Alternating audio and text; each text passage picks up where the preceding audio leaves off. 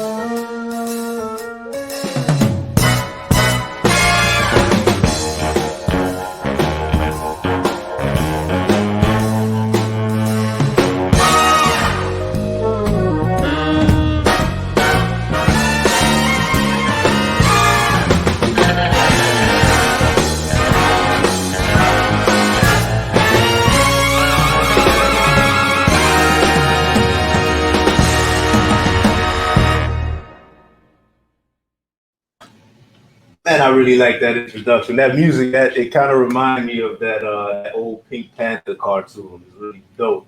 If you old enough, you probably remember it.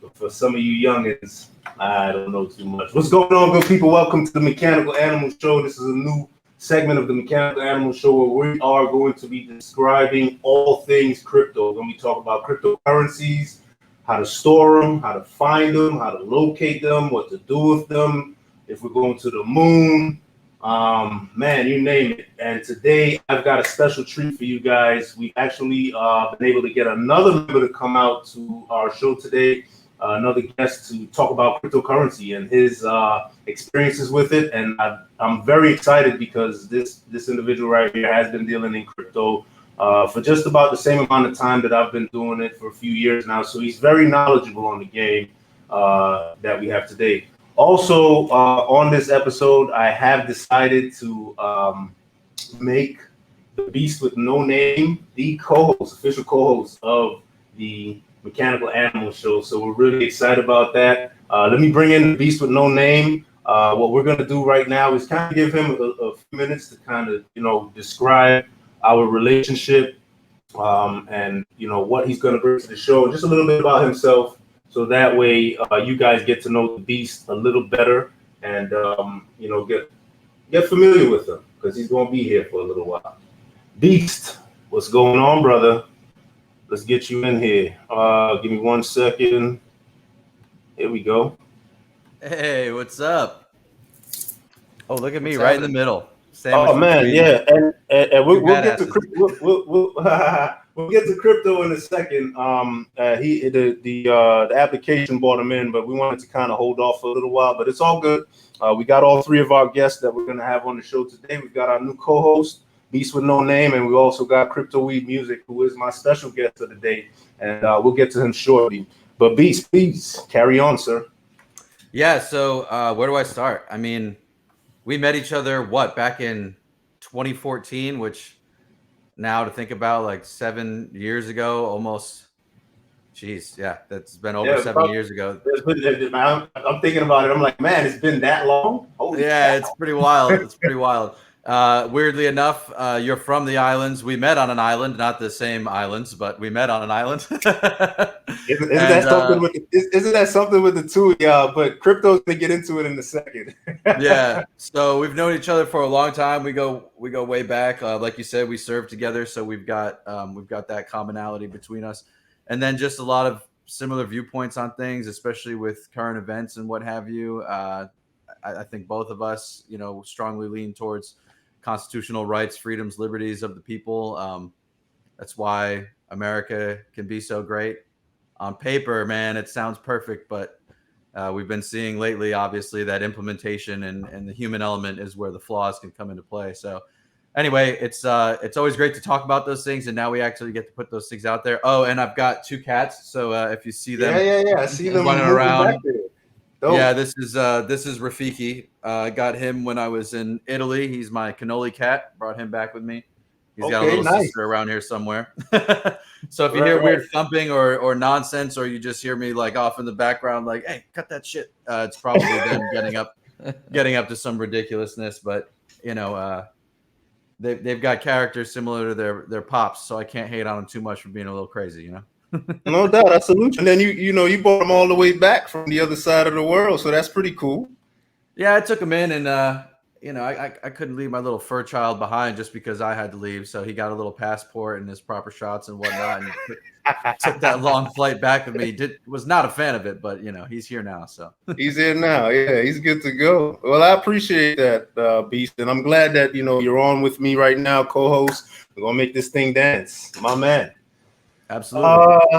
So now I'm gonna introduce another buddy of mine. And me and this guy has been cool for a few years now, and I'm pretty much gonna let him jump straight into it. So, Crypto, go ahead and introduce yourself and give us a little spill on what's going on with you. Cool, man. Yeah, I mean, I met Lester probably 2 years ago. I was going on just like a company anniversary trip with my company. I run a tech recruiting company, and so I've been working in the software space for about 5 years now with my own company. But I met Lester in St. Lucia, and he was more than hospitable. He showed me like the best time ever in St. Lucia. So we had a great time. I met his family, and I've never met someone like more cool to kick it with in an island that I don't know anything about. We went to Castries and all these badass places together. Oh, we did concerts. We were hanging on the back of that car up the hill. I mean, we had so much fun, bro. Oh yeah, yeah. And there was we had a flat tire in the middle of the jungle at 5 a.m. So that was fun with fertile ant snakes everywhere. So that's great. Everywhere, yeah, that was good times. But yeah, so I mean, we met and we were talking about crypto because I've been like obsessed with it since maybe about 2014, 2015. And, that was, maybe 2019. So we had seen the crash and it was still like in a bear market at that time, but we were still talking about it before like this latest run up. And so we started shooting the shit on crypto and mining and everything like that. And one of my business partners who was there was very anti crypto also. So he couldn't stand. I think everyone has that friend that just gets fucking pissed whenever you start talking about crypto because they don't believe in it and they just want you to shut the fuck up. But like basically all my friends that don't like crypto probably aren't my friends anymore because I won't shut up about it ever. And I'm always telling people to get in on whatever's hot at that point in time, whatever new project has come out or something that's like exploding, because I myself have been lucky enough to invest in crypto and it changed my life. Like it allowed me to live a completely different life, start new businesses, be my own boss, everything. So like I couldn't be more adamant about like the power of crypto, and you don't need a lot of money to potentially get enough wealth to literally like do anything. Like there's tons of people out there that are living 100% off crypto that don't even need a job anymore. So yeah, but that's how Lester and I met, and we've been talking crypto like ever since. I'm based in Atlanta. Lester's up there near DC, and yeah, and Beast is just out here living like a beast. Off the grid. No, I wish I was more off the grid, but I think right about now we all kind of I think there's there could be some perks to being off the grid at this point. Yeah, that's my goal. Yeah. I'm looking into it. Just take your ledger and run. Yeah, right. Yeah, make sure you grab your ledger and run. So that's actually and a laptop. Need a laptop, right? Yeah, and an internet connection or something. Yeah, get you one of those little portable hotspots. Oh, there you go. Yeah. That way you could make it happen. That's a good segue, though, the whole ledger thing, because so my understanding, I dabble in crypto, but you guys definitely know a lot more than I do. I was lucky enough to be clued into Dogecoin, for instance, earlier this year. So I got in before it jumped up into the couple of tens of cents a piece or whatever, which has been really nice. But so you say ledger, I'm assuming that's one of those, that's like the physical wallet, right? Yeah, the hardware wallet. Yeah. Yeah. So that's the kind of stuff that I really need to know more about, because I've like, for instance, I dabble with Bittrex, The and Ledger yeah, Nano. see there. All right, so there you go. So like I have all my stuff through Bittrex. That's how I monitor it. That's how I've purchased and traded and what have you, and keep tabs on the current market. But I don't really know how I would take it from there onto a hardware wallet, how to make sure that it maintains its liquidity and goes up and down with the markets and is still usable. And like, that's where I'm I don't know what I'm doing. Yeah, I've been getting that question a lot, and we'll jump into it. I think for the most part, that question, it leads back for a lot of people that are going to look at this recording. It leads back to their ultimate basic understanding of cryptocurrency. I know there are a lot of sites, a lot of individuals, different people out there that will break down, what cryptocurrency is. But for the sake of the show that we're doing today, I think we should kind of break down what is cryptocurrency. What is it, and how can it benefit the viewers? How can it benefit the people? And I'll start off with that, and then we'll kind of go around the room. But as far as cryptocurrency, my personal definition of cryptocurrency is a digital-based currency, and basically that digital-based currency is similar to every other currency. You can convert it into the currency of your where you live. Let's say you live in France, you can convert Bitcoin to what is it? What's that value in France? They use euros there. The euro. Okay, it's been a while since I've been out that side, but yeah, the franc is no more. I was about to say the freaking franc. I was like, is it the franc? Nope. The only francs now are hot dogs. Yeah. There you go. But you literally can. But that brings up an excellent point right there. The reason why the franc no longer exists, because it went to shit, and so is every other fiat currency, and that's why cryptocurrency is the last saving grace for people to store their value. Look at the franc, and you could look at that, and also follow up behind that with the dollar from Zimbabwe. Yeah. I mean, you look at what happened now. People are were at one point wheelbarrowing their money to the grocery store to buy groceries. That's how much money they require to buy groceries. It's bananas.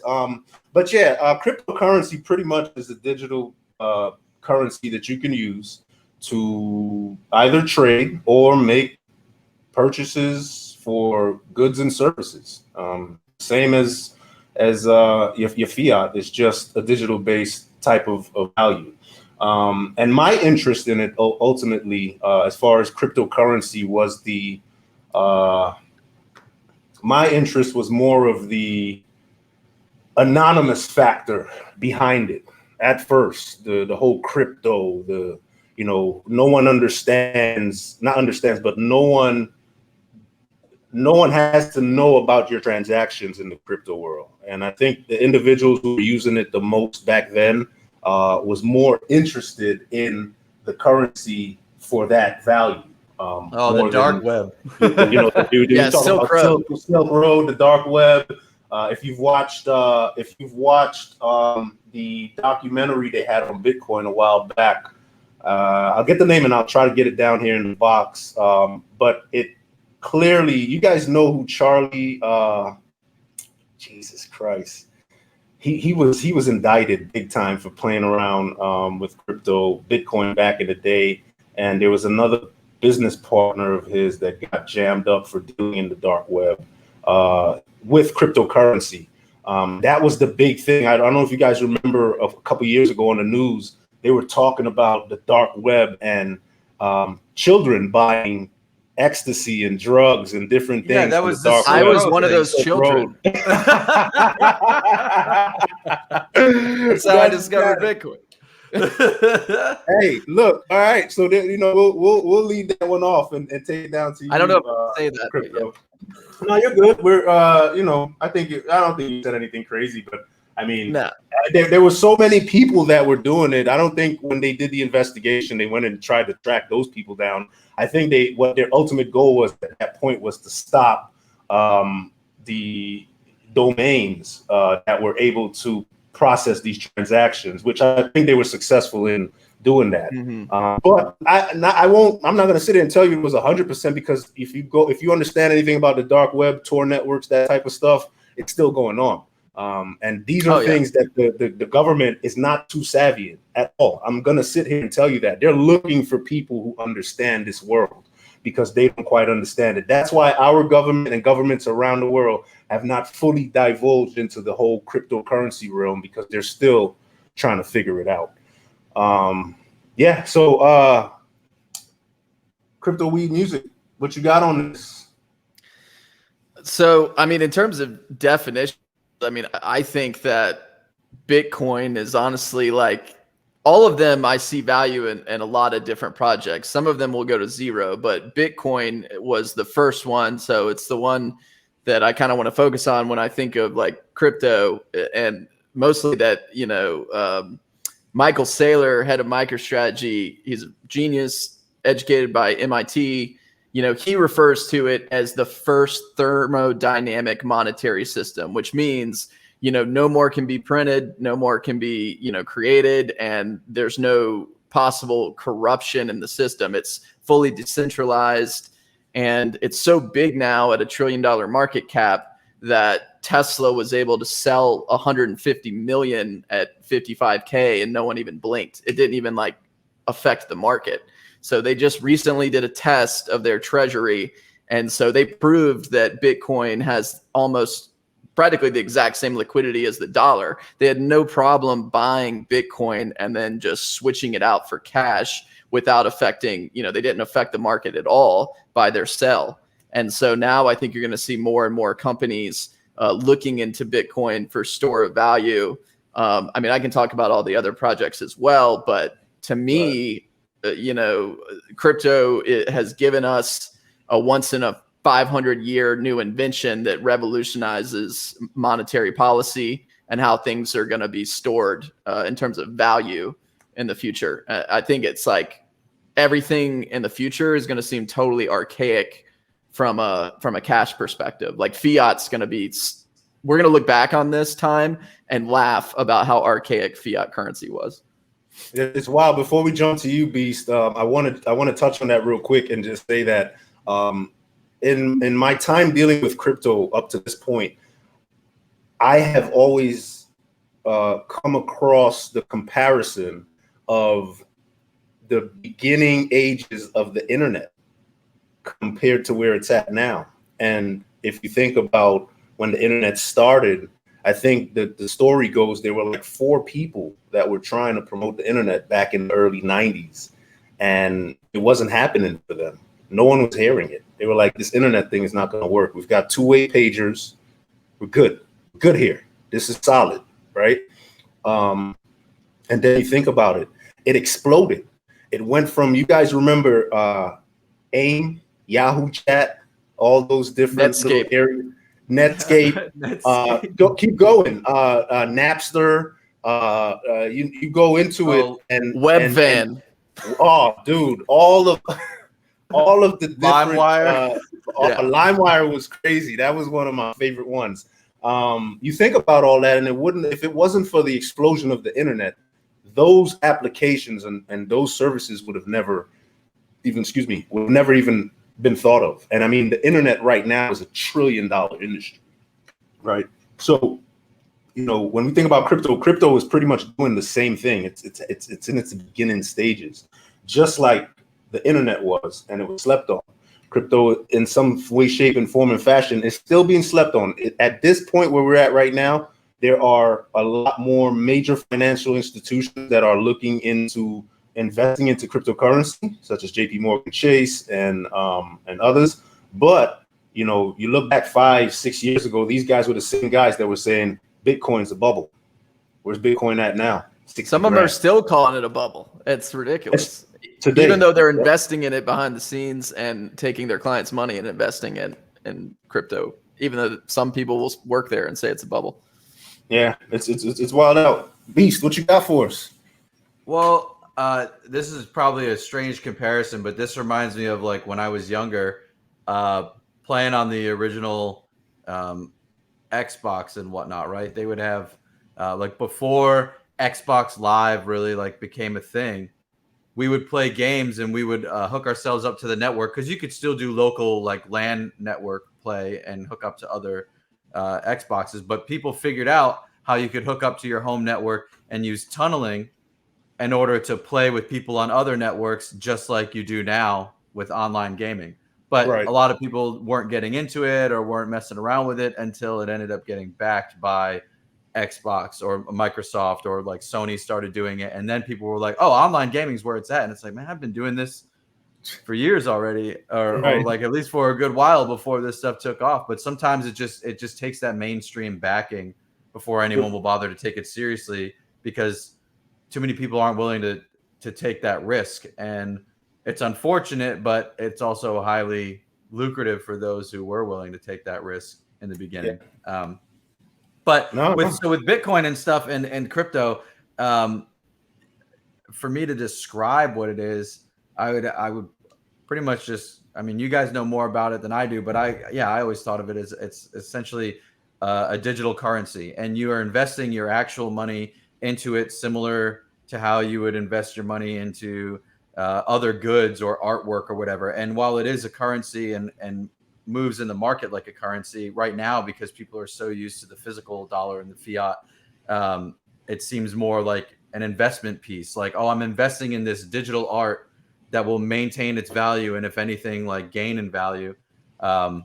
In most cases. But as you said, there are little startups that'll happen and they'll come out for like fractions of a penny a piece for a share, and you buy up a bunch of them and it might only make it to a penny, and then you drop out real quick. You've made your quick money on it, and then it goes back to zero and nobody hears about it ever again. So like it's hard to know which project or which startup to dig into. And obviously, as we've seen, Bitcoin has become kind of the gold standard. That's what everything's compared to.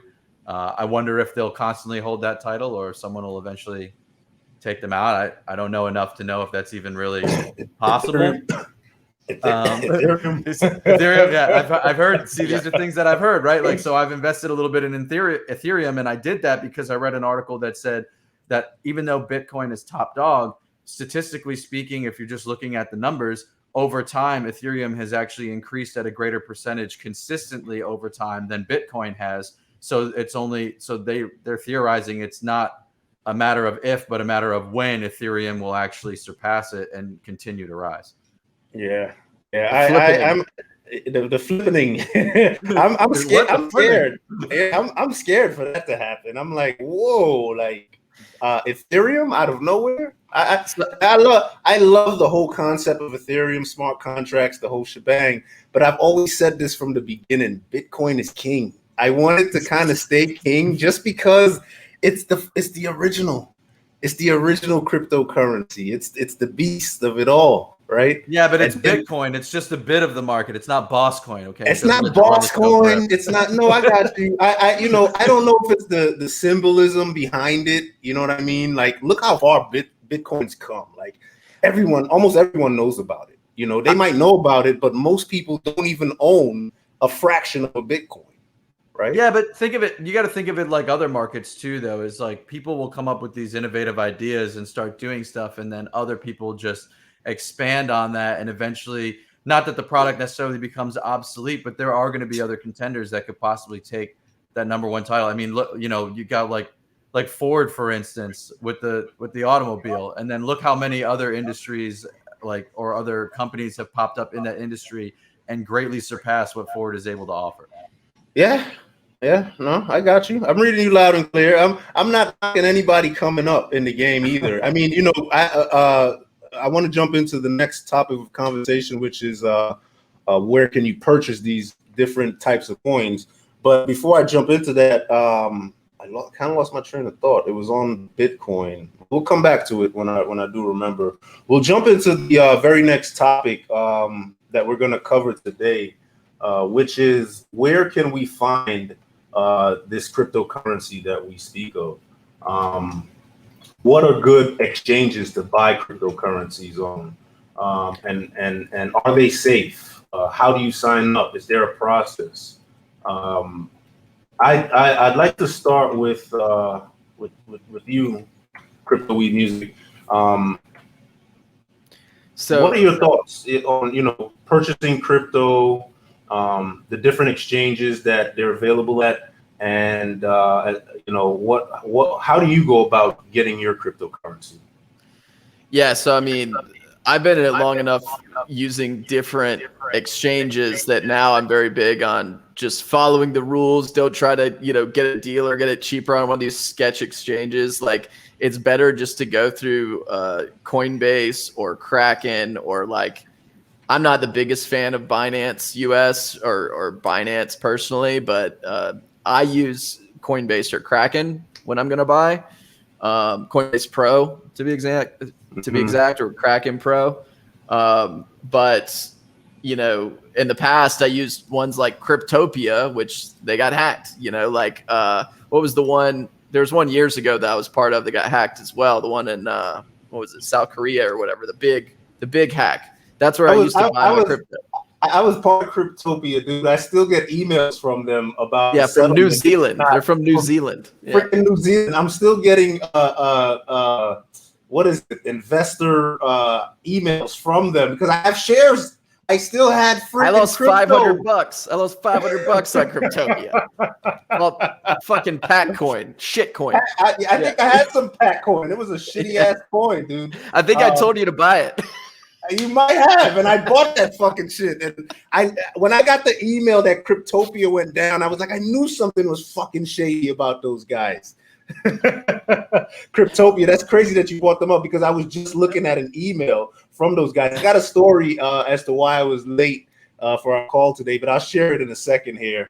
But buy it from a trusted source. That's my advice. Kraken or Coinbase, and they'll have the know your customer rules. So you got to take a picture of your face with your ID and send them all that crap. And they're going to submit your stuff to the U.S. government. So you better file any of the shit that you sell because they're going to tell them now.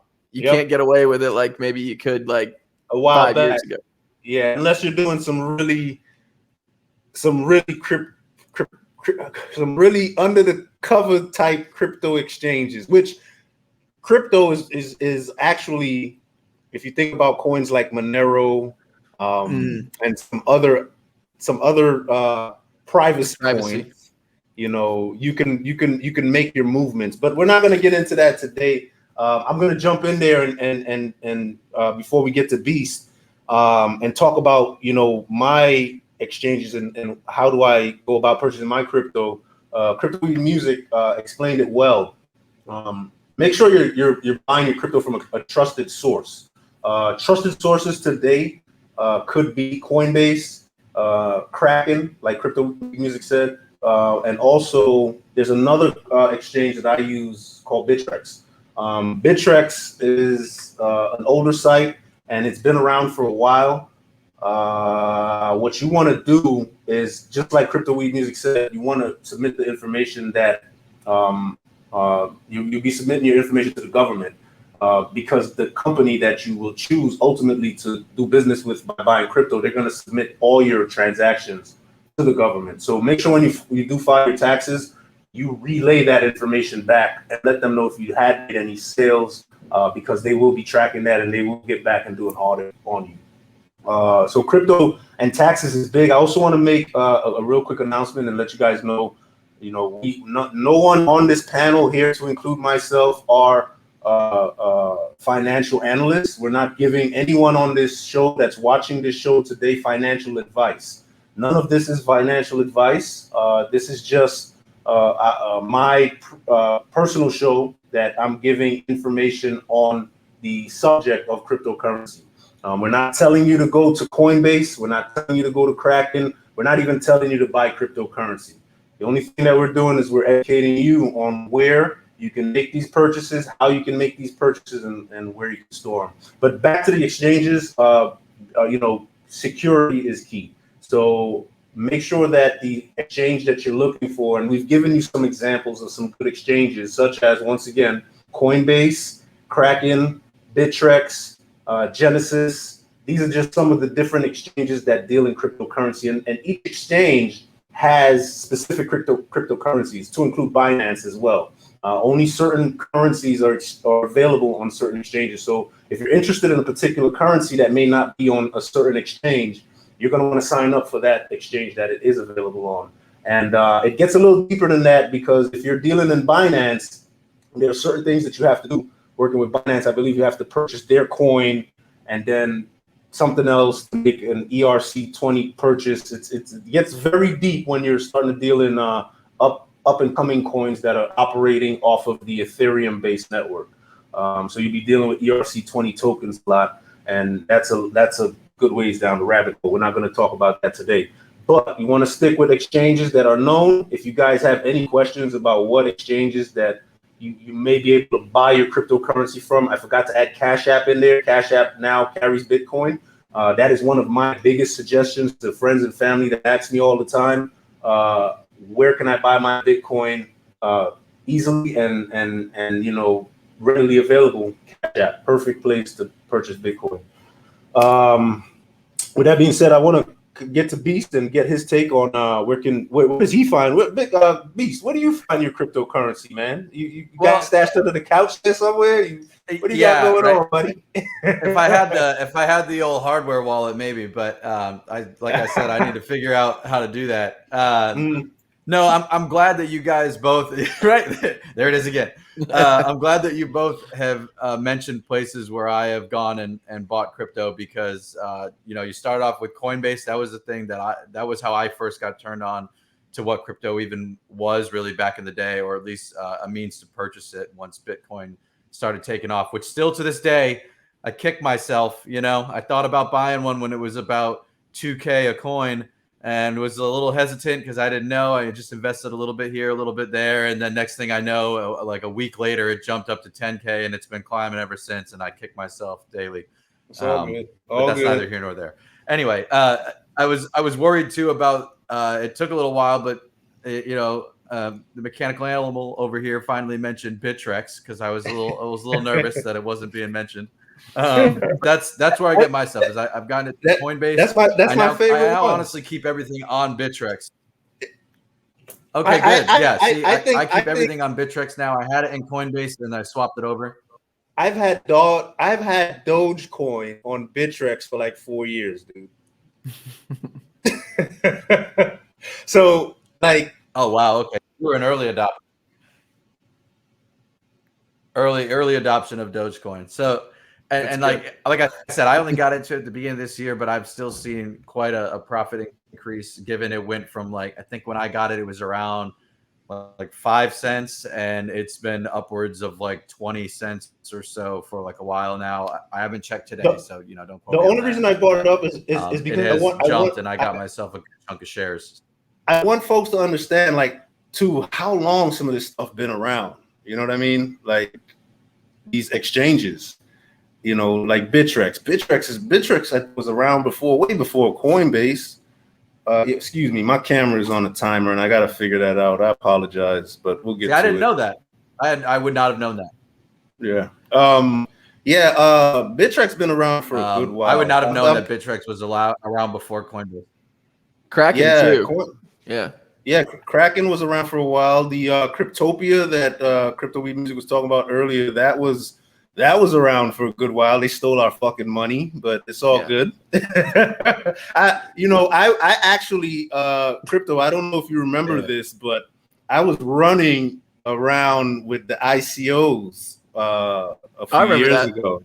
Yeah, man, and that was an interesting game. You got they got the IPO game when you're dealing in stocks and bonds and that deal over there. But in crypto, you've got the initial coin offerings, and those are actually, for people who don't know about ICOs and what they are about in crypto. I'm veering a little bit off subject. I'm not going to dive too deep in it, but it's similar to the IPOs, and it's an initial coin offering.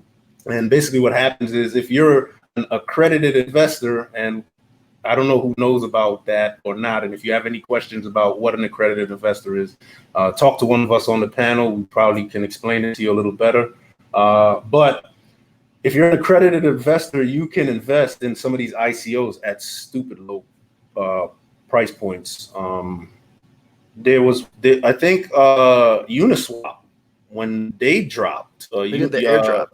They did the airdrop, but similar to stuff like airdrops, and not only airdrops, but as an accredited investor, if you invest, you get that early bid on that coin, and a lot of the time it is extremely early. Like I will tell you, I remember when Dogecoin was under a penny.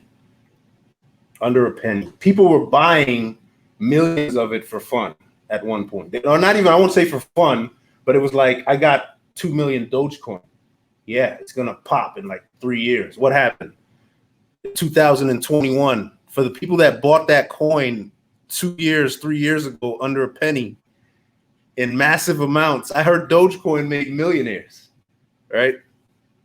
It was like under a tenth of a penny, even. I mean, it was way down. Like, I mean, it was down there. You know what I mean? I read an article that said that Dogecoin had to have made a couple people millionaires, and its rise to what, 41 cents high in the last 2 weeks, something like that. So that was like, wow, that was a mind-boggling thing right there. And the thing is, there's a lot of articles floating around there. A lot of people are not aware. They're not aware of how volatile these cryptocurrencies are. You have to be aware of that. If you don't understand what you're getting into, and you don't,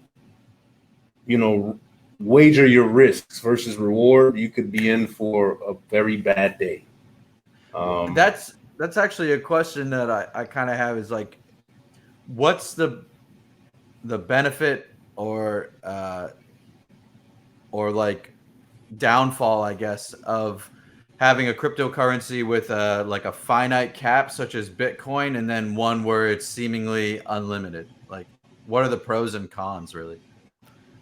So, I mean, at least to me, like, I personally don't hold any Dogecoin but I couldn't be more wrong about Dogecoin. Like, I didn't, the unlimited cap scared me, but what I didn't see happening was the Redditors and the internet picking it up so hard as an internet tipping device. So it's the perfect ideal coin to mimic the dollar, because, to be honest, the dollar has an unlimited currency. So I can't see Dogecoin hitting $1,000 or anything crazy like that, like Ethereum, or, I mean, Ethereum's at like 2,700 as of today, or Bitcoin going up that high. But could Dogecoin hit $1? Like, yeah, I mean, it could. But I do think that we're going to see way more volatility with Doge than the other coins, because of just the nature of that coin. There's an unlimited supply that can be mined. So eventually miners are going to tap that out, I would think. So I think that, like, you can ride the ride, but with Doge especially, my concern is that people are going to be left holding the bag at the end if they wait too long. But as of right now, it's still hot. I mean, what's his name? Mark Cuban and the Dallas Mavericks are accepting Dogecoin. Like, people are accepting it as currency. Yeah. So it's getting adoption. So, as of right now, Doge is really hot, but where Doge will be 5 years from now, I don't really know compared to the rest of the other coins. And I was just going to say, to double back on that, a lot of the reason for that is because, a coin like Dogecoin doesn't have anything backing it. It's nothing there. For those of you who don't know, Dogecoin was made as a joke to pretty much mock the crypto community. And it kind of took popularity as it went along with the little dog. I know you guys see the Doge dog. What's our guy name? Shiba Inu or something. Shiba Inu? Yeah, Shiba Inu, some wild name like that. That's the kind of dog that it is. Shiba Inu. Okay, I wasn't even aware. But it's pretty cool. It's pretty cool how, that face, the face of that specific breed of dog is the Doge dog, and it's everywhere. everyone's asking me about this dog. Hey, what's the dog coin? What's that? But in actuality, there's nothing behind it. Now, you look at another crypto, such as you compare it to Ethereum. Ethereum has a lot of uses. Ethereum is actually the blockchain that a lot of dApps are built on, or any kind of application. Ethereum blockchain can also run smart contracts. We're not going to dive into a lot of that stuff because it really gets to a different level. Not saying that it's nothing that no one can understand. I would love for everyone to understand everything that I got up here that I've amassed over the years of, looking into crypto, but it does get very deep, and you have to have the time to understand it when you start getting to those levels, those really, really complicated levels of dealing with crypto. I believe a long time crypto and the way that it's handled, which is perfect segue into the storing portion of our show on how you store cryptocurrency. I believe over time, next few years, the way that we exchange crypto, buy crypto, store crypto is going to be a hell of a lot easier than it is today. With everything that's going on. I can't remember the name of the company that recently adopted the MasterCard. Is it Genesis? No. I'll find it and I'll post it somewhere. But there's a new exchange that's running a credit card behind the exchange. Huh. Have you guys heard about that? Is it not. Is it Gemini? Is it the guys from the Winklevoss twins? I want to say it's Gemini. Yeah, it might be. I want to say it's Gemini. They got the MasterCard thing going now. So whatever like your balance is in your crypto account with that exchange, they'll convert it to whatever you're paying. And if it's USD, if you have the balance in USD to cover whatever that transaction is, they automatically convert it, and you can make your purchases with that card with the funds from that exchange, right? Which is pretty dope, I find. For some of us that hold traditional Roth IRA accounts, self IRA accounts, directed IRA accounts, those funds are not readily available. You can't just, without getting heavily taxed on it or whatever the case may be. But when you talk about crypto exchanges where you can buy, technically do you guys think these cryptos are securities? No, I don't. I think it's something new and the government doesn't know how to classify it. I think that they're like, what the fuck do we do? Yeah. People are making money and we're not getting any. We're not getting any. It's killing me. Like, if you know what you're doing, you can literally buy something on these exchanges and shake and move your money in different ways. But that's a story for a whole nother day. We're going to segue into storage of cryptocurrencies and what are the most secure ways to store that crypto once you've bought it. And how should you secure it? Where should you secure it? What type of hardware or software is out there for you to have that protection for your investment? So I know, Beast, you wanted to know some more, and I've seen you, Crypto Weed Music, flashing something nice down there. If you want to kind of give us a little spill on what that little gadget is and how you use it to pretty much store and keep your cryptocurrency safe.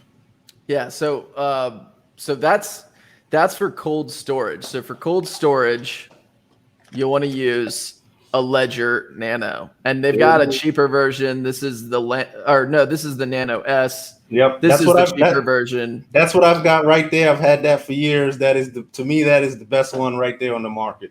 And then there's the Nano X now, which can hold more. I think I lost the case to it, but I've got a Nano S and a Nano X. So if you want to have cold storage and keep it off the internet, then that's the way to do it. It does make it a little less liquid because when you want to sell it, you need to move it to an exchange to sell it, or Ledger actually has partnered with Coinify or like an exchange where you can sell it that way. Sell it that way. Yep.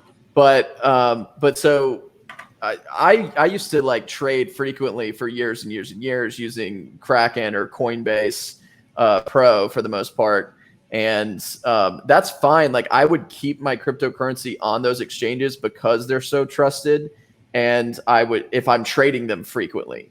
But once I had a nice little stockpile that I wanted to really protect and keep it from being, totally unhackable, that's when you would switch it. I mean, these exchanges are still very, very secure. I mean, the odds of you getting hacked on Coinbase or Kraken is extremely low, but it could potentially happen. I mean, I work in the tech industry. There's breaches all the time.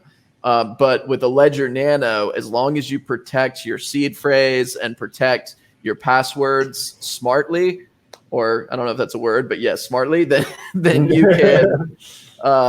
can have total protection and know that you've got like a bank, that you can store anywhere. And the other good thing about ledgers is that if the government ever really goes to shit and there is like civil war and a total crackdown and the banks fail and all this bad shit happens, you still have access. You can get your currency. They're not going to come and confiscate the money from exchanges or whatever messed up stuff they might do. Coinbase and Kraken are centralized exchanges. At the end of the day, the government could go to them and shut them down and say, don't give that crypto out to anybody. And they would have to abide by it. Right. But if you already have your crypto on a ledger, cold storage, you don't have to worry about it. There's tons of like elites and rich people that are keeping theirs in like safes in like under mountains in Switzerland and shit. And they're pretty smart. They're like billionaires and they're keeping their shit in the most secure place on earth with 24/7 guards with machine guns and stuff. So like because if you think about it, when you've got a capacity, a max limit of 21 million Bitcoin, right? Yeah. Think about it. Who just there's a company actually that just bought $100 million in Bitcoin. I read an article today. It was a gaming company. And they literally just bought $100 million in Bitcoin. I think it's something like 1,700 Bitcoins, some wild number like that. But yeah, they, that was one of the largest purchases of Bitcoin, whale type purchases. It's like, whoa, what are you doing with all that Bitcoin, buddy? Yeah, but there's also there's a big restaurant chain, Landry Restaurants, that just said they're going to start accepting Bitcoin. Oh, so, I like Landry. I got a membership there. Yeah. They got like Morton Steakhouse, Yep, all the nice shit. Del Frisco's. A lot of them are in Atlanta. So like, but yeah, like the CEO was like beaming ear to ear now that he can accept Bitcoin because I mean they're dying for it. I mean. To diversify, cash is going to shit. It's going to shit. We've all said that. So we've got so far the Ledger Nano X and the Ledger Nano S. Both of those are extremely great devices to use for cold storage. I advocate for them. There are other devices out there on the market that you can get to store your crypto. Like Crypto Weed Music said, those security phrases and keys are very important that you don't lose them and you place them somewhere where you can find it. I would suggest you buy a home safe and you write down or copy down that phrase and put it in that safe. And remember, and never take a picture of it. And never take a picture. Never take a picture. Never take a picture. Don't write it in the messages, in the notes in your phone. Don't write it anywhere on your computer. Do not write it anywhere. Don't email it to yourself. Nothing. There was a gentleman by the name of that dealt in crypto. He still deals in crypto, a lot, and he's got broadcasts and podcasts and all kinds of stuff on crypto. His name was Ian Bellina. And he was one of the hottest guys in crypto back when I was dealing in ICOs. I was actually listening to him to find out which ICOs were the hottest at the time to invest in. And one evening he was doing a live broadcast and was hacked for over $2 million in Ethereum and Bitcoin. Live. And it was funny because you were looking at his face and you were like, hey, Ian, what's going on? And he just ended the broadcast. And then he came back and he was like, dude, they just got me for $2 million in crypto. I was like, whew. That's wild. But what happened was he actually ended up getting the FBI on the case, and they were able to recover a good bit of that cryptocurrency. But I don't believe he ever got the full 2 million back. Jeez. So, and Ian is a guy that he's like a computer whiz. Like, he worked for IBM, and the way that they got his information was he linked his crypto exchange information to a college email address that they found. They hacked their way into the email address and was able to do some sort of two-factor authentication. And right before his eyes, they transferred over 2 million in crypto. That was the roughest thing I ever heard of. I was like, wow, I feel bad for you, dude. Like, but he still, he went on and he did his thing.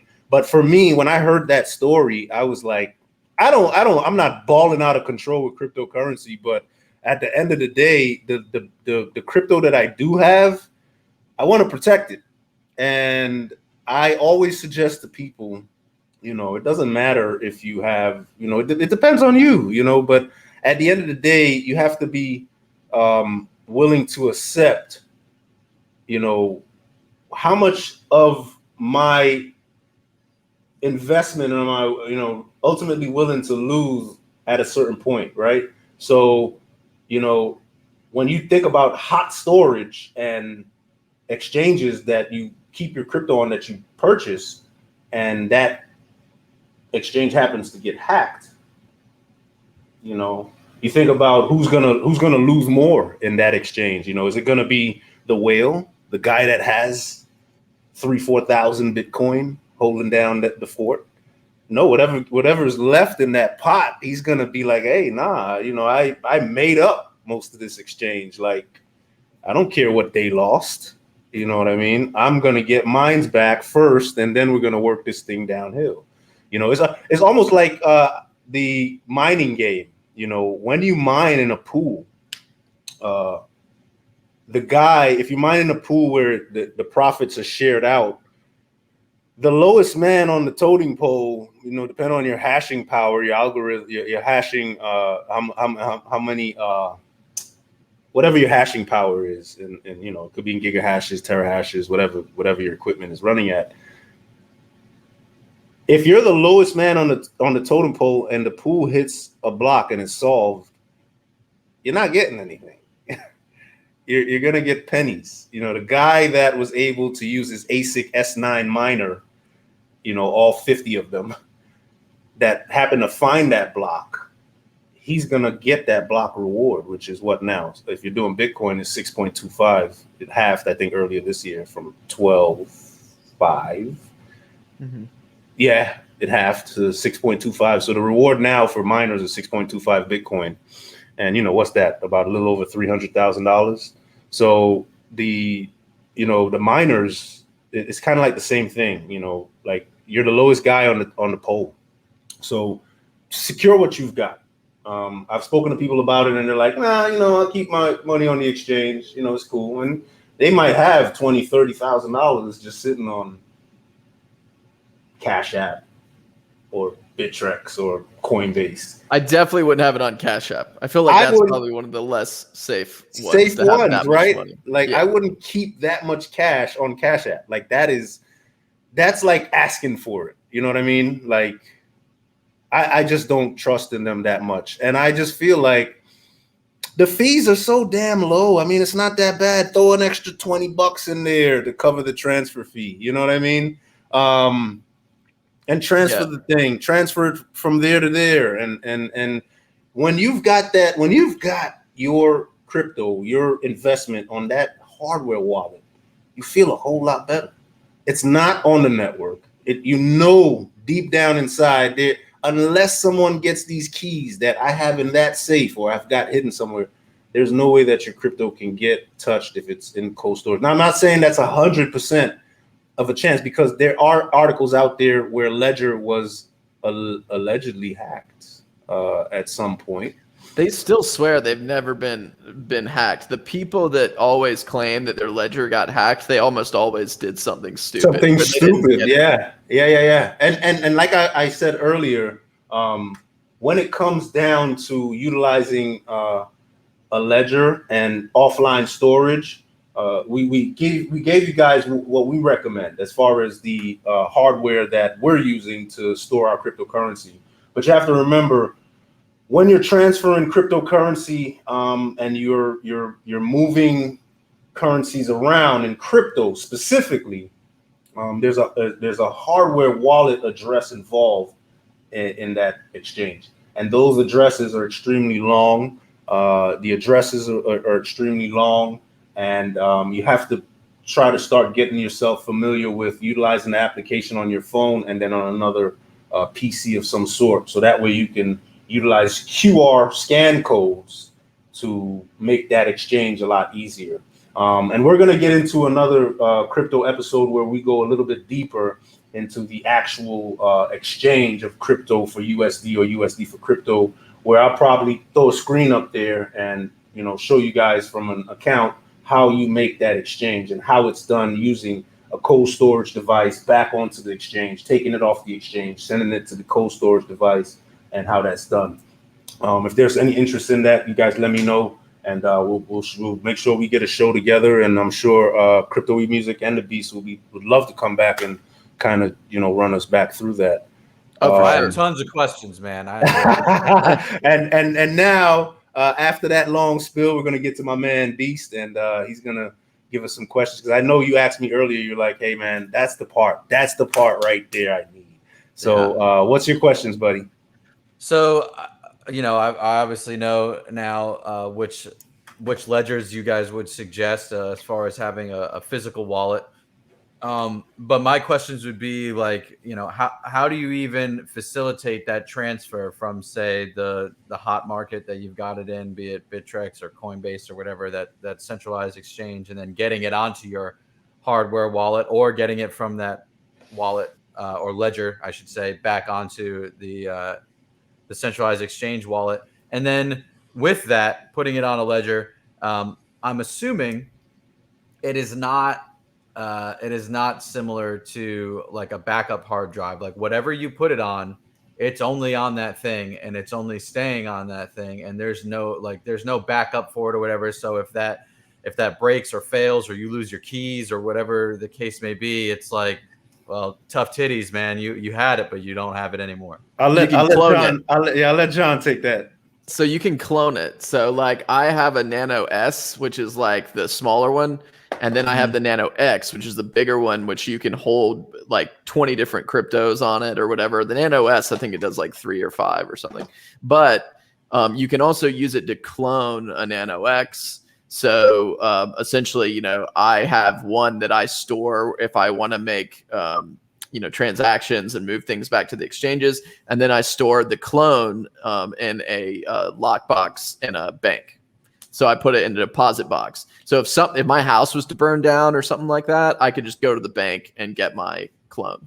Mm-hmm. So So with that though, my next question would be like, so is that then a responsibility that you have, where say like you've got your one that you use for your current exchanges whenever you feel like trading something because it seems hot and worthwhile and whatever. Mm-hmm. Now, do you then have to go to the bank, grab the one out of your safe deposit box, bring it home, reclone it, or like how does it keep track of what's going on with your stuff? So when you clone it, it essentially all it does is it clones the keys on the hardware wallet. So it has the same key. So anything you do on this one will automatically keep track on that one too. And the reason why that they've got it set like that is because if you were to lose that, the Nano, what you can do is purchase a brand new one and just transfer over the credentials from the one you lost over to that new one. And everything that you have from that ledger will transfer over to your new ledger. But you can't lose the seed phrase. But you can't lose the seed phrase. The seed phrase, what is it? Crypto? 24 words. 24 words. And it's weird. It's like pineapple, green man, cheese, orange, banana boat. Yeah. It's like You'll never guess it. You'll never like no one can guess that. So that phrase, you need to keep that somewhere, because what happens, like I just said, if you lose that hardware wallet, or it's damaged or it's not working or something happens, you have that seed phrase that you can transfer to a brand new one, and it carries over your entire account with it. Okay, but so then that means that it's got to be relying on some sort of application or network or something maintaining its lifespan in order for that transfer to actually happen, because somewhere that's got to be tracked, like what your stuff is doing and is worth and all that, right? So that's the thing. Yeah, Ledger Live. So their software that connects to it is called Ledger Live. But on Ledger Live, none of your keys are stored or anything like that. Like in order to make an exchange or to move things around, I have to type in a passcode on the Ledger. I have to plug it into one of my devices that's already registered with the Ledger. You can't plug it into another device and use it. Yeah, so it has to be to the registered devices that you set up when you configure it. And then, from there, Ledger Live tracks it. So at any time, I don't need to have it on me to be able to look and see what my balances are. I can just look at my phone or on my desktop and it'll click over. I love Ledger Live. I think it's one of the most wicked things ever, because you can sync. Like I've got my Ledger broken down into accounts, so it syncs all accounts. Which is pretty nice. Once you open it up, it'll tell you, hey, look, this is the previous balance before you last synced. We're gonna resync it. They sync all four, and it shows me every account balance up to the minute update, which is pretty freaking nice.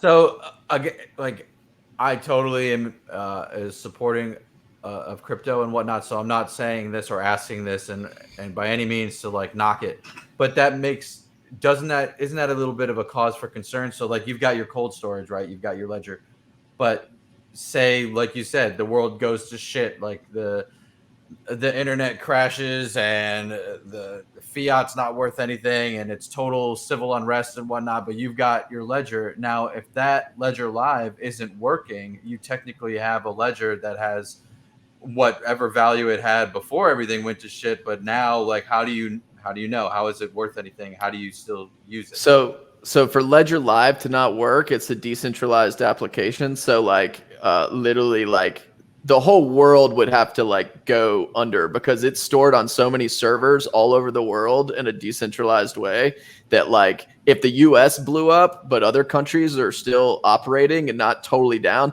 like there would have to be an electromagnetic pulse that kills everything on the planet for you to not be able to access it. And if that happens, then everyone's fucked anyways. Like I don't know. I was just about to say that, you know, if we're by that time, if we're not able to access Ledger, it's over. Yeah. So here's a question then. Would it be a worthwhile investment as an individual or something to invest in getting yourself set up with a powerful enough like server station that could run Ledger Live? So if things went to shit, you're also one of like the people keeping it going. I would say so. You know, I created a small mining rig, which is pumping anywhere from 70 to 100 gigahashes, which isn't shit. But I created it as a Bitcoin lottery in a pool that only. This pool is dope. It's called Solo Pool, and basically, give me 1 second, guys. I gotta get that situated because this camera stayed cutting off on me. But pretty much, this pool, what it does is if your little setup or whatever your setup is, it could be a large setup, a small setup, whatever it is. If you're mining in this pool, what it does is it's payout. Remember, I spoke about a payout earlier. When your equipment is able to successfully solve a block on the Bitcoin blockchain, you're given a reward as a miner. And that reward now is 6.25 Bitcoin. Literally, that setup that I have, what it does is I am now a part of the network, even though I got a solo pool. And the reason I'm bringing that solo pool up was because other pools that you mine in, you got to share it amongst, you know, rating down from the guy that did the most mining. And like I said, all the way down to the guy like me who's doing 70 to 100 gigahashes. I can assure you I'm the lowest man on the pole in that pool out of maybe 4,000 people mining. So at the end of the day, and that's just that pool. You know, anytime I look, the average is roughly like 5,000 people mining. So when you look at it, the point I was trying to make is, you know, with me mining, I'm helping that network with transactions constantly. Like my equipment is processing those different math problems, which is pretty much what crypto is all about. The hardware that I have, the ASIC miners that I have working and mining is just basically crunching out shares of solved rhythms all day long. I have that thing running 24 hours a day. So I consider myself a part of helping someone that's actually physically every day helping the Bitcoin network, because I have an operation that's mining day to day. So if let's say, and I thought about this the other day, I said to myself, shit, if every other mining operation went down, I'd be the only fucker mining right now. Right? And I'm not sure how that would work out for me. But It wouldn't work out well. The lone miner. It would take you 10,000 years to hit a block. Even, I mean, right now, Because of the difficulty. Right now, I mean, the difficulty is bananas. It's 23.6 terahashes at the moment. You know, Yeah. right now, the ill thing is that the where I'm mining at isn't shit. I mean, like I said, I'm 150, 70 to 100 gigahashes. Like I said, the only reason I'm doing this is for fun. It's for fun. Yeah. Learned how the operation of mining worked. And if any of you guys are interested in mining, I have a really good backdrop on it. Give me a call, DM me something. I will get you the information that you need. I'm interested in mining. Yeah, I got you, buddy. We'll get that on the next show. But I was going to talk about his when he mentioned setting up your own server. Like, it's really unnecessary just because it's all in the cloud, anyways. So like, Google would have to go down, or Amazon Web Services would have to go down, and if that happens, then every business and every bank on Earth goes under. So like, it's just, it would have to be like an asteroid destroying the Earth, and at that point, we'd have like a total nuclear blackout forever, anyways. So like, it's pointless at that point. Might as well go like, you know, we're gonna be trading. We're gonna be trading seashells again or some shit. Yeah, exactly. Yeah, find the nicest seashell. Yeah, yeah. This conch here, it's worth at least 4 of your people.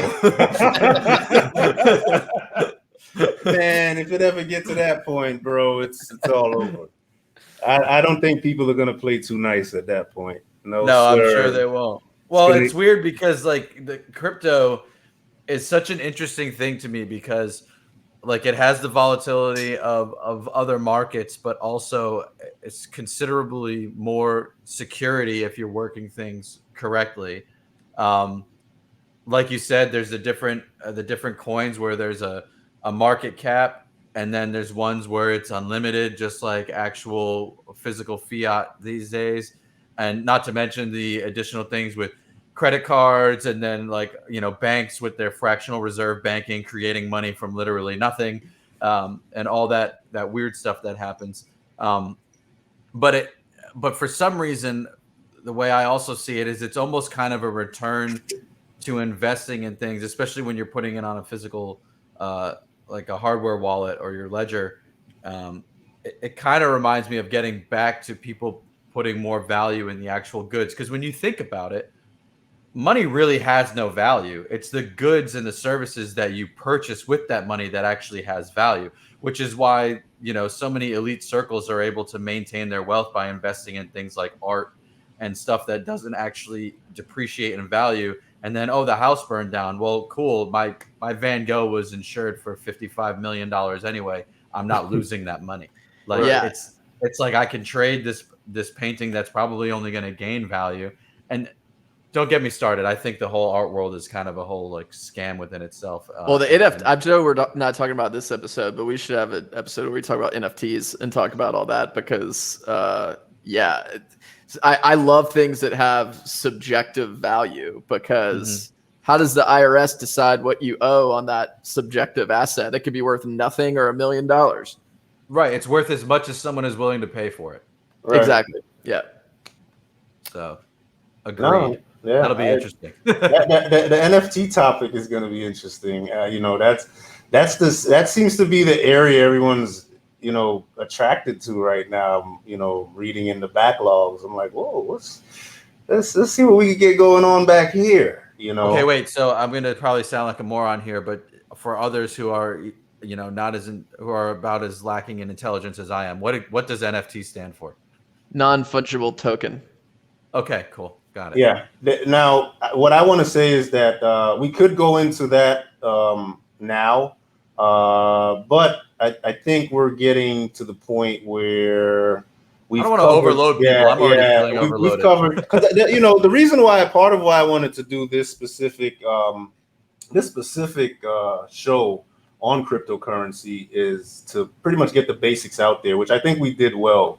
We were able to describe what cryptocurrency is, what it could be used for, and then we went from there to breaking down the different places that it could be purchased, and the things that you should be looking out for when you do get those cryptocurrencies, as far as being safe with the markets that you're trying to grab those cryptocurrencies. So, you want to be safe. You want to go to known markets. If someone comes to you somewhere, sends you an email, hey, you can get 100 Bitcoin for $500, it's probably a lie. That's a good point. Don't fall for any of the Instagram people asking you to send something to a wallet or to ask for money. Like, go to a real exchange. Any person that's trying to do this, like this Instagram scamming or TikTok scamming or whatever, you can always tell the people if the guy's holding a big brick of $100 bills next to him, like talking to it like a fucking phone. He's stealing your money, okay? No, that's real. When I first started in the crypto game on Instagram, and I still get them today. A lot of the time, I get these weird bot type people come at me, and they're like, "Hey, you want to make another 30 grand in Bitcoin?" And I'm like, "No, I don't. Not with you." Yeah. And it's crazy. Sometimes I'll entertain them. I've got people that hit me up and they're like, "I mine," and I'll be like, "Okay, I mine too. Let's dance." And I'm like, "I know you don't mind. You don't mind." It's like, cut it out. So that's a really good point. Be very wary of the individuals that'll come to you and ask you to buy Bitcoin. No one's gonna come to you and ask you to buy Bitcoin. If you want Bitcoin, you got to go out there and get it. And we've given you the exchanges. If you guys got any questions, I'm going to go back around the block here. You guys know where to find me. Crypto Weed Music. I believe your Instagram is pretty much the same as the name that you have listed down here. Crypto Weed Music. Crypto Weed Music, right? Yep, right in there somewhere. There you go. So we've got Crypto Weed Music, and you can find him on Instagram as Crypto Weed Music. Real cool dude. I'm sure he will answer any questions that you may have on crypto, weed, and music. That's true. Those are the things I love. Yeah. So get with my man right here, Crypto Weed Music. He definitely has the answers. If not, he can find them for you. And the beast with no name, he's always a good guy, good resource to come at as well. He dabbles in the cryptocurrency market. So if you have any questions, you can't reach either one of us, always hit up, the beast, and he can guide you in the right direction. I'm sure of it. Beast. Yeah, I'll do the best that I can. But with that, on that note, I think that does it. We've pretty much covered up today the entire show, which is the breakdown of cryptocurrency and what it is, where can you get it, how can you store it, how can you be safe with this new emerging market of cryptocurrency. To get with any of us, like I said, we've given out the IG. You guys know how to get a hold of me. If you got any questions at all, please hit me up. IG, I'm always answering. I'm always giving free game, free gems, free dope, whatever you want to call it these days. I don't know. These kids call these stuff everything. Like it's lit. It's I don't even know where I'm at right now. I'm not trying to show my age, but it's bananas. When you are like still like I heard. Who I heard say some wild shit the other day? Gilly the Kid. He was with his boy, and I love watching their Instagram. And he called his homeboy an old head young boy. What? And I was like, yo, what the fuck is an old head young boy? Is that someone that's young but is into like the old like music and old culture or like old traditions? No, I would think that it's an old guy that likes NBA YoungBoy. Oh, there you go. Yeah. Look, it's almost, you guys almost got it, but I think old head young boy is like an old guy, an older dude, right? That he's older, but he dresses the generation that he's in. You know what I mean? Yeah. And still moves. I don't know. I can't freaking call it. Okay, so they went like the whole like European language thing where like the descriptor is coming like after the actual thing. So instead of saying like an old man, they're gonna say like the man old because you're saying he's a old head. Yeah, I don't know. It doesn't make sense to me. I was blown. I was like, what the hell, dude? Man, but on that note, I really appreciate my guest today, Crypto Weed Music, Beast with No Name, my new co-host. I salute you. Thank you, brother. Yeah, of course, man. Man, we had a good time today doing this show for you guys. If you guys like the show, don't forget to like, smash, subscribe, get at me. The Mechanical Animal Show, and that's a wrap. See you guys. Thanks for having me on. Yes, sir. Later.